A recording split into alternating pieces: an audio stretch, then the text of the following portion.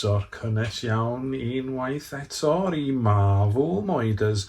My name is Dom, and I'm here with another Marvel Moiders. Moider being a Welsh verb which means to go on and on about something so much that you cause pain to other people. And so I am seeking to dissipate that pain like a toxic gas across the internet by addressing you, dear viewer.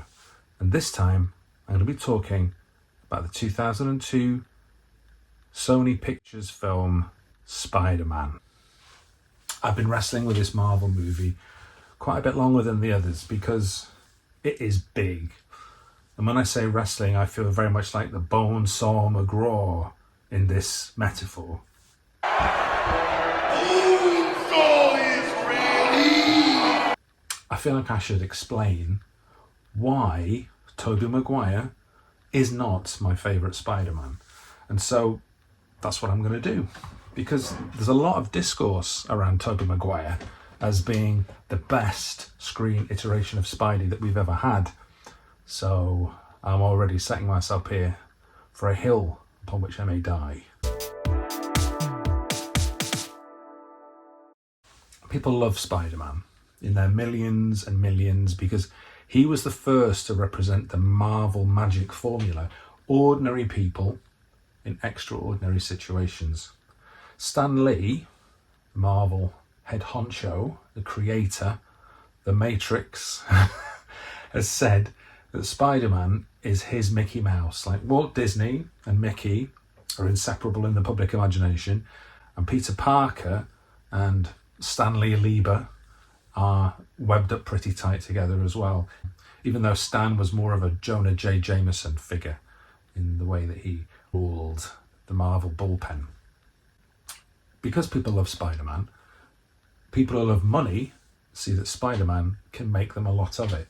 And this, I think, is what stopped the films being made for quite some time, because Spider-Man was going to be such a license to print money. The licensing got very, very complicated, and there was lots of legal wrangling over who owned the rights, who got to sell the toys, who could show it in theatres, who could show it on TV, who would get to sell the videos. At one point, Spider-Man was sat in the lap of Carol Co., who had made like the Terminator films, and James Cameron was on board to write and direct, with Leonardo DiCaprio touted as his Peter Parker, I think just from the fact that he worked with Leo so much. I am not a great fan of a Leo Peter Parker.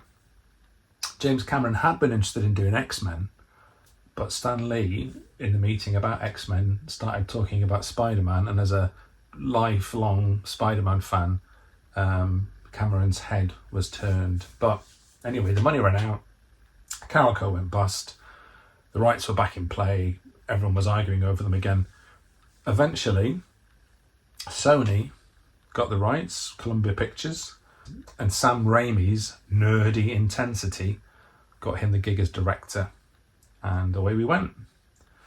We got the first fluttering Marvel Pages logo at the start of the film, and we got Stan Lee's second Marvel cameo. And the film was huge. It made bucket loads of money. The first film ever to make $100 million in the US in its opening weekend. Was a palpable hit. But what happens? Well, this is the origin story of two characters. It tells how the dorky teen loser, Peter Parker, became the quippy, web-thwippy, amazing Spider-Man, but also how Captain of Industry, Norman Osborn, became the terrifying Green Goblin. Both characters get their powers on the same night. Peter gets bitten by a genetically modified spider, and that spider, my friends, really tucks into Peter's hand. And Norman Osborn downs some performance-enhancing chemicals and subjects himself to a chamber full of toxic gas in a desperate attempt to keep his military funding. And for Oscorp, his company that he made with his own bare hands, not go out of business.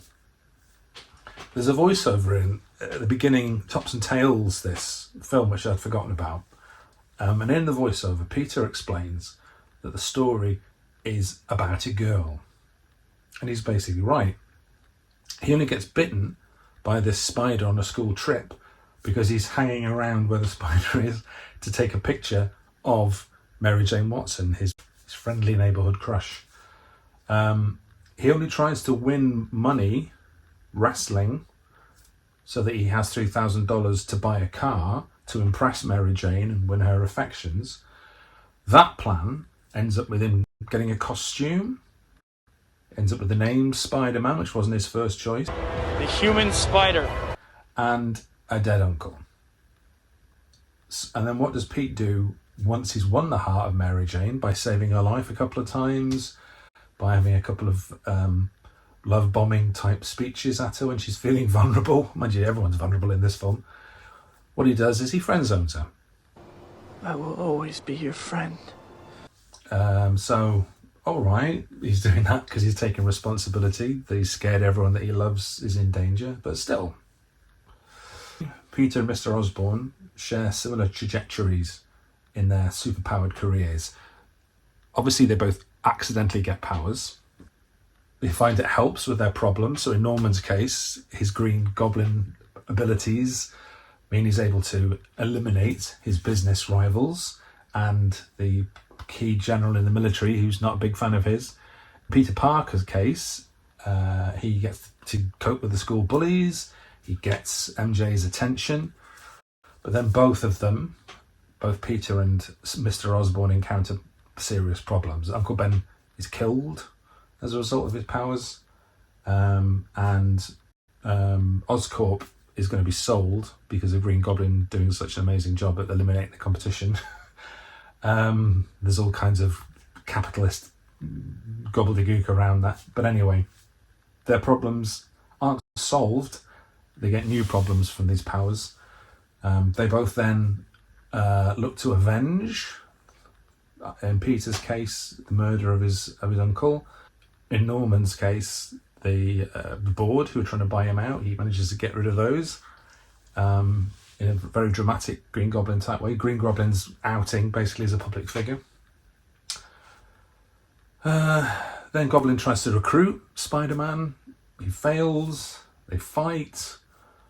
And as angry as Spider-Man gets with Goblin threatening his loved ones, Osborn dies by his own treacherous hand.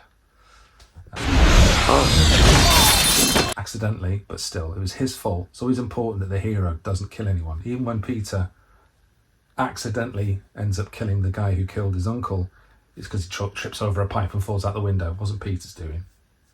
Either way, Peter survives. The Green Goblin gets buried in the ground. Peter gets the girl, decides he doesn't want the girl, as we've discussed, poses with the stars and stripes, thwips away.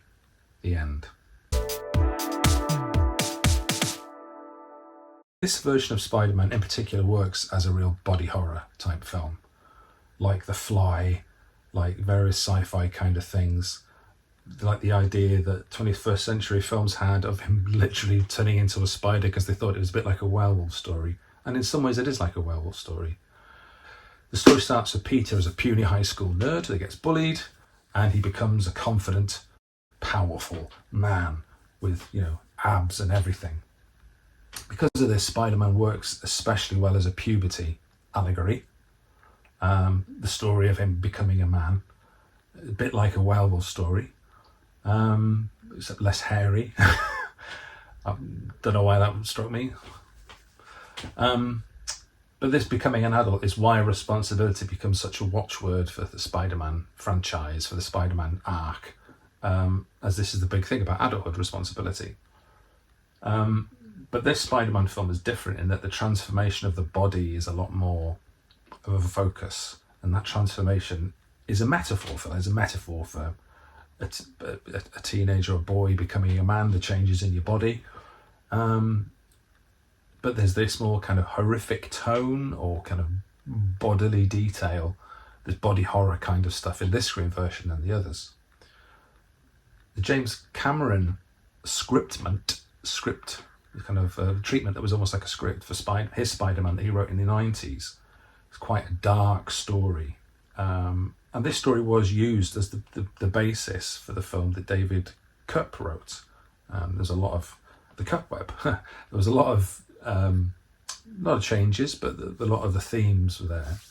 The Peter Parker in that story is not as kind of plucky and cheerful as maybe we were used to then, or I've got used to again since. It's more about the tortured, misunderstood teen who's going through changes in mind and in body, and in Peter's case, he's quite angry. He's angry at the jocks at school. He's angry just with people in general. Doesn't like MTV. Everyone, they're idiots. Kind of teen approach. I mean, Peter Parker across the board as a character has a tough time.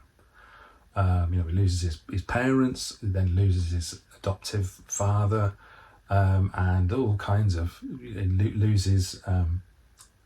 There's a lot of loss and grief in his life, which No Way Home, Spider-Man No Way Home later, does a great job of exploring for all three versions of Spider-Man that we've seen on the cinema. The anger is always there in Spider-Man, but the thing I find really interesting about the character and the Spider-Mans that I really like is how Peter tries to deal with that anger through humour. And in this one, old Tobes just seems angry. There's no dealing with it. He's just angry. In the opening voiceover, Peter says that if you think that's, and he's an ordinary guy in the care of the world, someone's lying to you. It's like distancing himself from that jokey version, which is covering the pain, covering the anger, but in this one, that cover's not really there.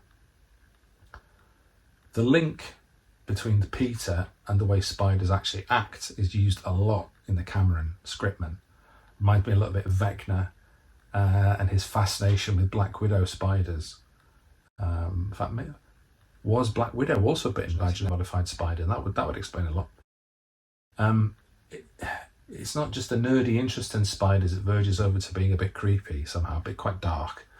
There's a bit in the Cameron version where he basically kind of whisks MJ away with some webs, does like an arachnoid mating dance, uses webs to bind her by the wrists on the top of the Brooklyn Bridge, and then they do a bit of a shag. That seems a little bit kind of predatory somehow, a bit Jack and Kate and Titanic as well. That kind of romance, it's so dead sexy. I mean, it seems to work for both of them. The Fly, it's Ament. But there's lots of the other body horror elements, like Spider-Man obviously does wall crawling in all of the films, but in this one you see the little hooks kind of coming out of his fingers, which is a bit gross, kind of that level the other films gloss over. And then, of course, we have the organic webbing, which seemed to touch a bit of a nerve with the late adolescent fan base back in the early noughties when the details of this film were getting released. Big puberty alarms going off there. Peter spends a lot of time after he gets his powers experimenting in his room, as Aunt May describes it, and doesn't want Aunt May to come in his room. I think many teenage boys have been there. And then at one point the room is like this mass of sticky white fluid everywhere, a little bit like what Star-Lord says about the black light in his ship in Guardians of the Galaxy. And then after MJ talks about his blue eyes and stares into his eyes, he accidentally does a spider jizz onto the cutlery in the canteen and it gets stuck to his hand. just because this seems a cheap metaphor doesn't make it any less resonant. Willem Dafoe, who plays Green Goblin in this film, is a theatre guy. His acting style is not naturalistic. You see him as Nosferatu or in The Lighthouse. He's not a guy who downplays stuff. He's not a guy who looks for the, ordinary, which is perfect for a comic book supervillain. In this film, he is absolutely electric, an absolute Technicolor nightmare coat of different emotions and positions and personas in his performance. Just every line he's doing something different, and it really works because the character, I guess, is so cracked. Green Goblin lacks a lot of the really cool, inherently cool stuff that other Spider-Man villains have. He doesn't have Mysterio's fishbowl head and smoke effects. He doesn't have the physical transformations of Sandman and Electro. He doesn't have Doc Ock's fantastic mechanical arms. But Willem Dafoe's performance, the voice, to say what you won't, to do what you can't. The energy, the teeth and eyes, when you can see them through the mask, completely sell him as Spider's arch nemesis. Even if he's dressed as a shiny green Power Ranger, that doesn't stop him being menacing and magnetic. Impressive! Oh my God, the body on Willem Dafoe. He was able to do the stunts himself. He was physically intimidating. It's cold. You could believe that his performance was enhanced body-wise, because certainly in terms of his performance, it was enhanced. Here's the real truth. He's like Iggy Pop in that he seems to be able to appear simultaneously sweet and nerdy and terrifying all in one go. Even more than Peter Parker does, which is, sweet and nerdy and yet powerful. That's Spider-Man's thing. Willem Dafoe, Iggy Pop as Green Goblin exceeds that. I'm frankly amazed that Norman, I'll stick with first name terms, doesn't spot Peter stuck on the ceiling when he goes around to Peter and Harry's flat for Thanksgiving dinner. He's supposed to have superpowers. Maybe. He should have gone back to formula. Back to formula. The huge mask collection that Norman already has, that's prefigurement for you. It seems like Norman was already fascinated by masks, so I guess the potential for a violent alter ego was already there. But yeah, he takes this great risk by downing these chemicals so that he can prove his project works, so he doesn't lose the military funding. I like how this is another inversion of Spider-Man, in that with great irresponsibility comes great power. He just does this stupid thing and he becomes incredibly powerful. Also, he is totally done over by capitalism and the military-industrial complex, which always is interesting that films pick those things as baddies when they are organised on a military-industrial scale and thoroughly funded by capitalism. But anyway, that takes me on to another angle. Is Tobey the most broke Spider-Man in the movies? He is going to get more broke in Spider-Man 2, in fairness. But here, his family household is strapped for cash. Uncle Ben is unemployed. He's on his ass, as he says. Well, it is on his ass, but Pete needs money to get a car. Flash, his high school bully, played in this one by Joe Manganiello, who is Deathstroke, very briefly, in the DCU universe. Flash has got this brand new car that he just got as a birthday present that he uses to whisk MJ away. But Peter has nothing. He's not at the needing money to live stage yet. That comes later. That comes when he leaves home and he's in his tiny flat. But this lack of money frustrates his ambitions. It stops him accessing the American dream. Luckily, and highly improbably, Pete is friends with Harry Osborn, Norman's son, that he knows from school. That friendship gets him a flat in the middle of New York City. He could get some nice jobs with Norman at Oscorp or even elsewhere with Norman's connections, but he turns those down because he wants to be his own man, and Norman respects that. Harry has apparently been kicked out of loads of fee-paying schools for reasons undisclosed. I guess him just being a bit wanting attention because he doesn't get much from his dad. So he is at Midtown High where Spider-Man is, and this sounds like it's his last resort when he gets dropped off at a school trip in a Rolls Royce by his dad, posh Spice style. But I don't quite understand how he and Harry became friends. Was it just because they were both outsiders? Because Harry's obviously not really accepted there either. Like at one point, Flash says, "Oh, be careful. His father will fire your father." What's Daddy gonna do? Sue me? No one seems to be keen on him either. And he's not a science nerd, so he doesn't really have anything maybe to go on.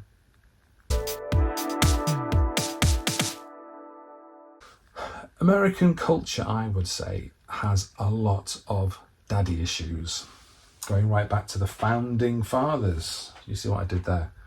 And this film is full of father figures. Peter's original father is missing, of course. We don't really hear about him here. We don't see his grave or anything like that. Although the next version of Spider-Man with Andrew Garfield, there's a lot more to be said about his father, but I'll leave that for if we get to the Amazing Spider-Man. But Uncle Ben's status as Peter's father gets a bit wobbly at times, but by the end of the film is cemented that he is definitely Peter's father. I have a father. His name was Ben Parker. On top of that, Norman Osborn has a double role as father in the film. He's father to Harry, who, as I say, is somehow Peter's best friend, but also a willing surrogate father to Peter. He's always throwing himself paternally at Peter. I've been like a father to you. Be a son to me now. I think he wants to adopt you. He almost seems a better father to Harry after he becomes the Green Goblin. But his, again, as Green Goblin, his Darth Vader style offer to rule with Peter comes straight out of, that murky collective unconscious, the hero's journey and all that kind of stuff. Fathers are often used symbolically to represent ethics and choosing which example to follow, and Peter very deliberately picks his adopted dad over the dead biological one, and also the dark patronage of Norman Osborn / Green Goblin, and both those guises he offers to help Peter or to be Peter's mentor and father, and kind of Peter rejects both. So yeah, a lot of father stuff going on.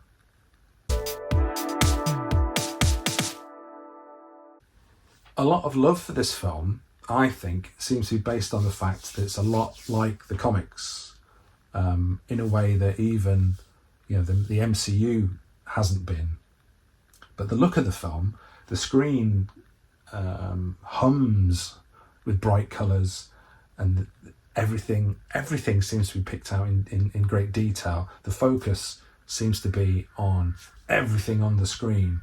It's almost the way I imagine Spider-Man experiences the world, able to see everything vividly through his heightened senses. And maybe he needs to have the goggles that Tom Holland's early Spider-Man has to wear just to be able to concentrate. But the character of Peter also seems to have kind of stepped out of the comics, stepped out of the 60s, in his a bit kind of sappy, in his kind of sappy, puppy-eyed way. There's no real edge. There's no real cynicism to him. Andrew Garfield's Spidey, for all of its faults and the kind of moodiness, was like a millennial hipster version of Peter Parker / Spider-Man. I mean, we mostly talk about the Peter Parkers rather than the Spider-Mans. Tom Holland's was more of a kind of a Gen Z hustler. But Tobey, technically should be a Gen X version, but everything just seems a little too boomer, a bit too 1960s. It's a bit gosh gee and not kind of cynical enough. There's no punk in there. Doesn't quite work for me, but obviously Tobey's depiction worked for millions and millions of people, continues to work for them. Another thing with the aesthetic, Danny Elfman's theme for Spider-Man is weirdly elegiac and kind of muted, not as triumphal as you might expect. And some of the music and the visuals for New York itself make it seem, because it's Danny Elfman, it almost sounds exactly like and looks exactly like Gotham from Batman in 1989. It feels a bit not a place. Having said that, New York is effectively a character in the film. The crowd help Spider-Man save Spider-Man from the Goblin and the Roosevelt Island cable car bit, with even the captain of a garbage scow on, I guess it's the East River, helping, getting involved. The film kind of represents a response to 9/11 with you can't mess with New York. We're, New York exceptionalism. The original movie had a scene with a web spun between the twin towers, catching a helicopter or something. So obviously that had to be taken out after September 2001. Even the original poster had the twin towers kind of reflected in Spidey's eyepieces. As with X-Men from 2000, when I went to go and see Spider-Man in the movies in 2002, I really enjoyed it. There was that sense of, comic book movies have been done properly. This is great fun. It's full of energy. I would say though, like with X-Men more recently, watching it, it feels like it has aged. Not in terms of the CGI, which stands up really well, but there are just a few things I think that don't really work for me now. I find Aunt May and Uncle Ben genuinely cringe, which I guess is the point. You're supposed to. I mean, both the actors, Rosemary Harris as Aunt May and Clifford Robinson as Uncle Ben, were both in their 70s, properly old then, very highly regarded. Rosemary Harris had played, I think, pretty much every big Shakespearean role that was going for women. She's also the mother of Jennifer Ely of mid-90s Pride and Prejudice fame. And Rosemary Harris was still acting in her early 90s, and she's still alive now. I think she's 98. Clifford Robinson, Uncle Ben, apart from the Rice stuff, he won an Oscar in the 60s, I think, late 60s, for playing the title role in Charlie, which was this film about a guy who had lots of educational issues, got experimented on by scientists, and then temporarily became a genius. So, maybe he did when he said to Peter, I understand what you're going through. Maybe he had more of an idea than Peter suspected what was going on. But having said that, my inner teen rolls his eyes more than I'm really comfortable with whenever, Uncle Ben tries to have a chat with Peter. Don't start without me. And don't start up with me. It's like, it hurts a bit inside. Another thing I don't really like is the product placement. I think maybe the worst example of that is Macy Gray, who just turns up doing a concert in Times Square, and I can see why that would send Green Goblin into a pumpkin bomb wielding rage. But that's probably the most egregious example, but there's lots of it throughout the film. I like all the Vox Pop stuff, and that Spidey has lovers and haters, and also slightly kinkier people. Guy with 8 hands. Sounds hot. No, punk Louie Lawless, you're hot. The web slinging and the whoops. We had a few decades of cartoons and unconvincing special effects in the 1970s.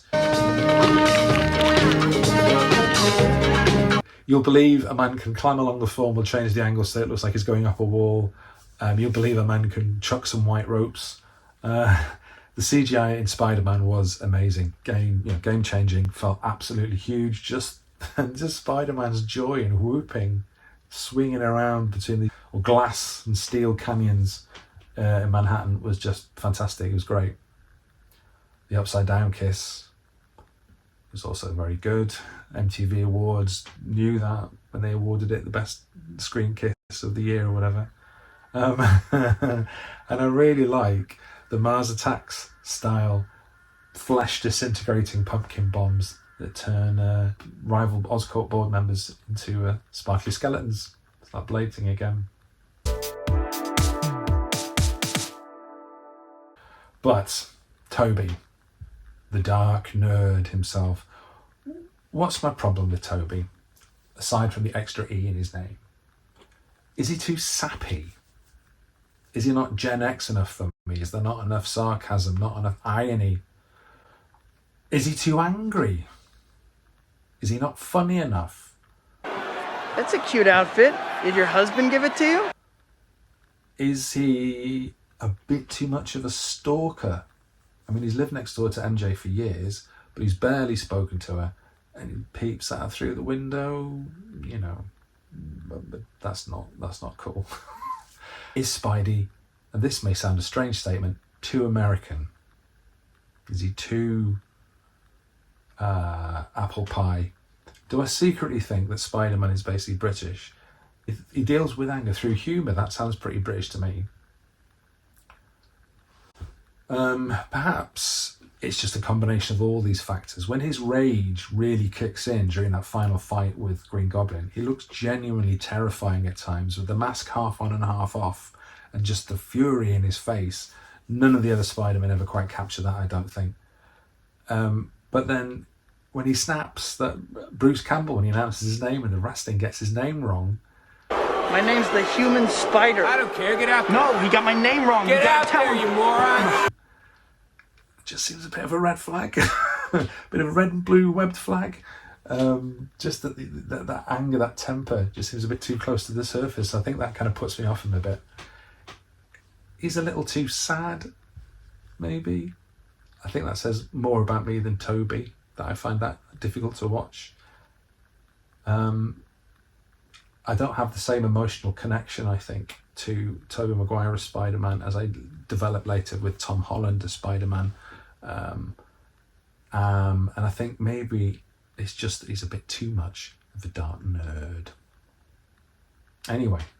Godspeed, Spider-Man. Let me know what you think, watchers. Marvel Moiders. Is Tobey a favourite? He's the favourite of a lot of people. Do you think I'm just full of a load of all organic webbing? Do you also suspect that Spider-Man is secretly British? Just let me know. Comment. Throw bricks wrapped with pieces of paper with messages on through my window. Do whatever you need to do. You know, I'm here for you.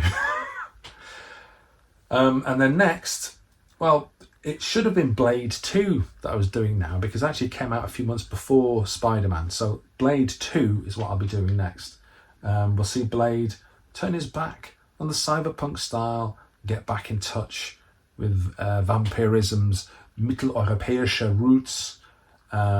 If the first Blade was not really a classic vampire film, as I was saying before, Blade 2, vampirism comes back with a vengeance. It's vampires squared. So, take more care of yourselves, dear viewers, and your loved ones than seems humanly possible, and I'll catch you further downstream.